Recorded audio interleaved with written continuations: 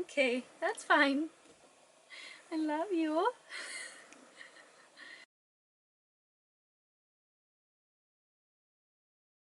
Hey guys, it's good to see you. This is Lady Gray. She's my sweetie pie. I'm introducing you to Lady Gray today because we're doing art about pets. We're doing this because who doesn't like to do art about pets, and also because we're trying to raise awareness for Great River Rescue's upcoming art contest. It's a poster contest for ages K through 12 where you can do art with any media that you want as long as it's two-dimensional. Great River Rescue has a new program called Pet Fixers, which is supposed to provide low-cost spay-neuter services for low-income pet owners. And they hope to start doing clinics for that June 6th and 7th. So the contest this year will asks you to make a piece of art that reflects what it's like to have a healthy population of animals that are spayed and neutered. The deadline to submit your art is May 15th. Today we're going to do pencil portraits of our pets. You can do a pencil portrait of the pet that you have at your house, or you can look one up online. You can also choose to just imagine a pet. If you learn a few of the simple tips and tricks that I'm going to show you today, you'll be able to take them and apply them to whatever cat or puppy you have at your house. What you'll need today is a pencil and some paper. I have my sketchbook here so that I can save it for later. If you have a sketchbook, it's a perfect place to practice drawing your pet portrait. Yes, Lady Gray, I love you. Let's get started, Lady Gray. So the first step to drawing is shading. So remember we talked about this. We hold our pencil sideways. We don't hold it straight up. Hold it higher up the barrel. So instead of holding it down here, where you're going to put a lot of pressure on it, you hold it up here.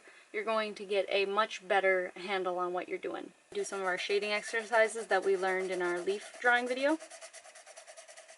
You can go from dark to light. And what you'll notice is if you point your pencil straight down, you're going to scar your paper more, and it's really hard to go back and forth and actually lighten your hand. It can be done, but it's not pleasant. So if you go ahead and you just make your darkness by going like this, and then just drawing a lot more.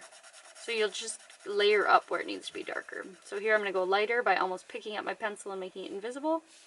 And then I'm just going to go back through here and make this darker by going over it multiple times.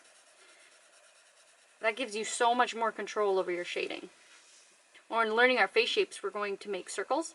So one great way to make a circle, instead of drawing a circle and expecting it to be perfect and putting a lot of pressure on that circle, it's kind of hard. I don't really know how to draw a perfect circle doing this. You could trace a circle if you would like. You know, you can have a round object and then you can trace the circle. But the way I like to do the circle is to take my pencil and to do multiples of these lighter. So I go like this.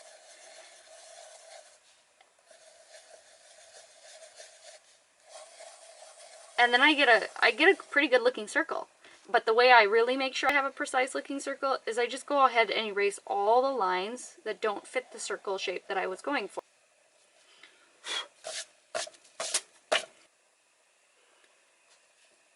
When you're drawing a cat face, you start with a circle.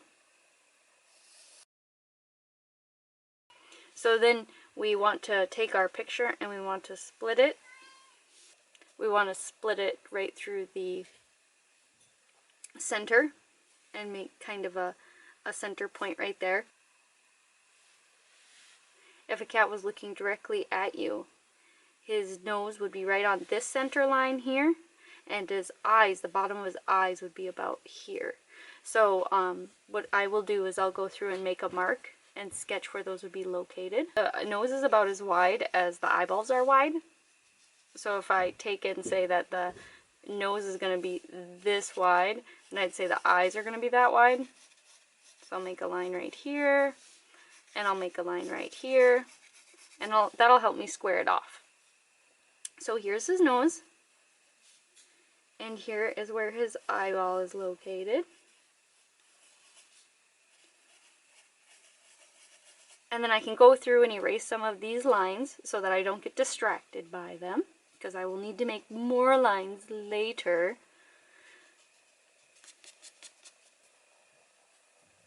So now we want to draw the eyeballs and the nose. So eyeballs on a cat kind of look like a puffin eating a fish. So they look, you can just draw them as an oval, but otherwise you can kind of draw them as, this is the hood of the eye, the top eyelid, and then this is the bottom of the eye. And so it kind of makes an almond shape or a lemon shape. But here is the rounded bottom, and here is where the beak of the puffin would be. This is the cat's tear duct. And what we can do is you can add the detail. So then the eyeball, the pupil, would be right here.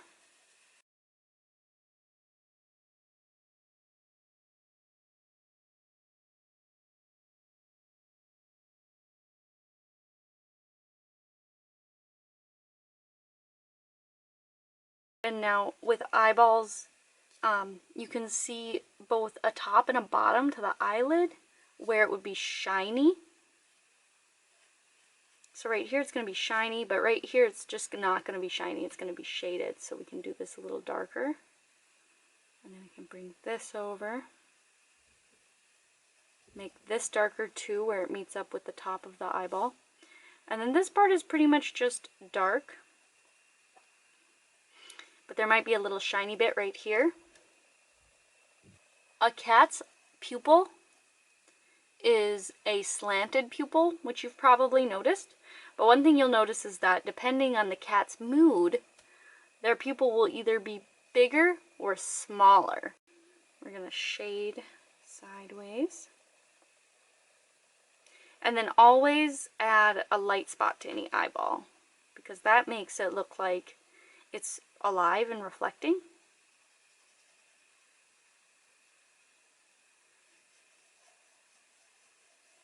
And here's the darker portion all the way around. If you take and you make the eyeball radiate like so, it will really give the eye a real look to it. And now we'll just darken up all the dark spots to give it contrast. And we can go through with our eraser and lighten the light spots.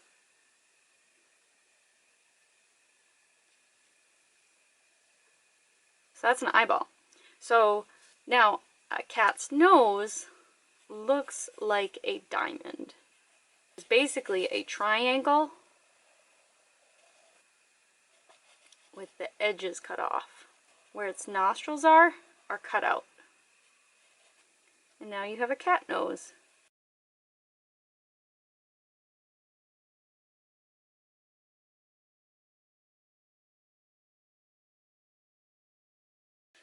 We're going to take and I'm going to finish off the eyeball shape here rather than just keeping the ovals. And the hooded part of the eye kind of goes out from here, but the bottom of the lemon stays right there.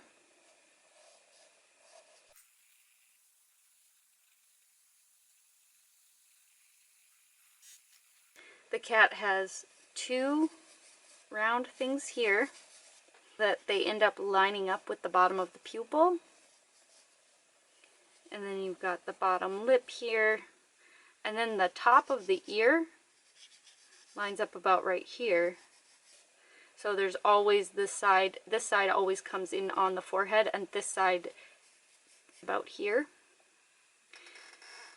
So you can just assume this is, it starts at the beginning of the pupil, ends about here, and this starts right here, ends about here. And the top of a cat's head is kind of flattened, and then its face is shaped, it kind of comes down like this. Rather than just being round, it's kind of flattened as well. And then it meets up with the bottom of the jawline, kind of like this shape. And around the bottom of the eye, you've got this. So now we're going to erase some of these lines so that we can really see.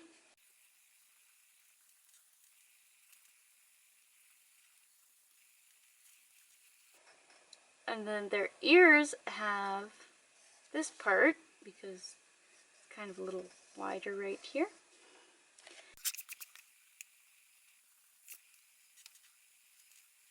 For a dog's face, you take and you draw a circle,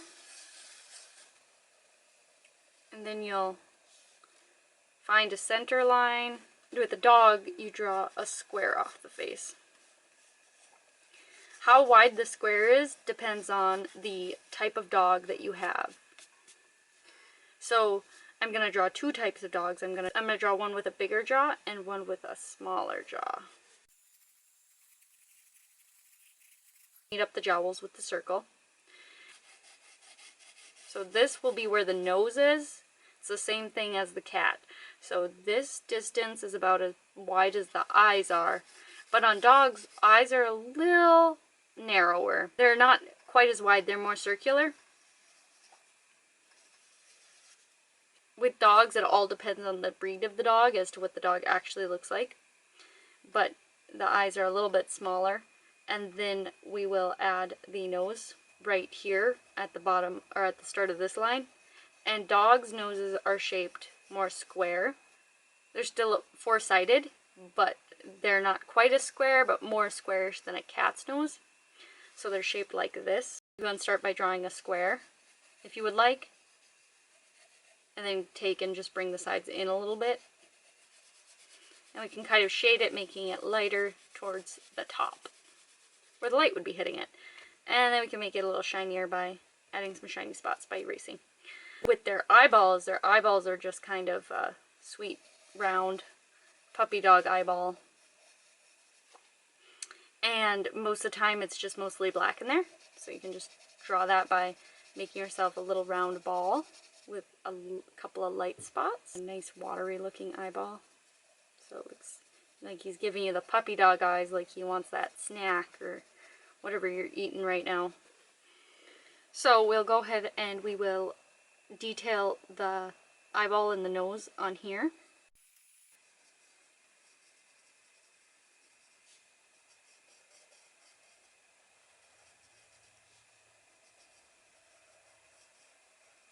And the jowls go like this.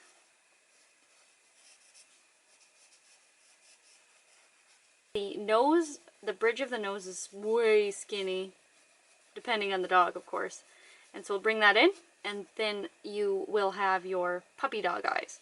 And that's really what kind of makes a dog a dog. We end the puppy dog's eyes kind of in the middle of where the eyeball is. We can make these sweet little wings that kind of show us what the dog looks like. So there we go. These can be as big as you want. The bigger they are, the sweeter the dog kind of looks like. You go in and add that bottom lip. And then when we add the ears, same thing. They kind of start right there in the middle of the eyeball, like on the cat. And we can give this guy German Shepherd ears. And then if we go through and we erase our lines,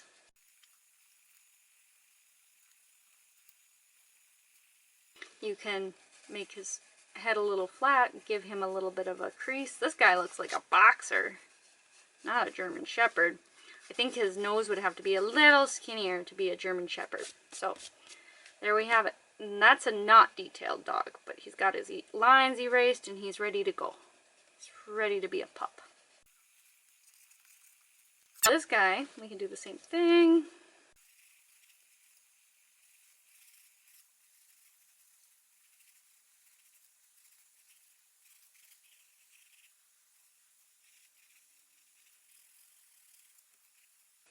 With this guy, we're going to give him floppy ears.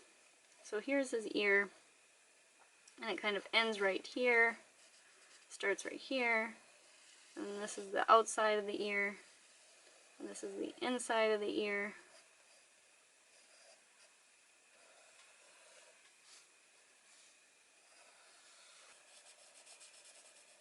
And the inside of the ear is shaded to make it darker.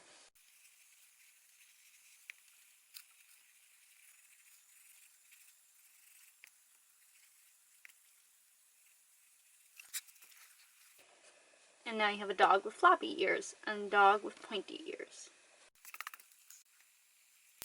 How did your portrait turn out? I'm excited to see what you did. You should post the pictures in the comments below. And don't forget that Great River Rescue Art Contest is for grades K through 12, and the deadline to submit is May 15th.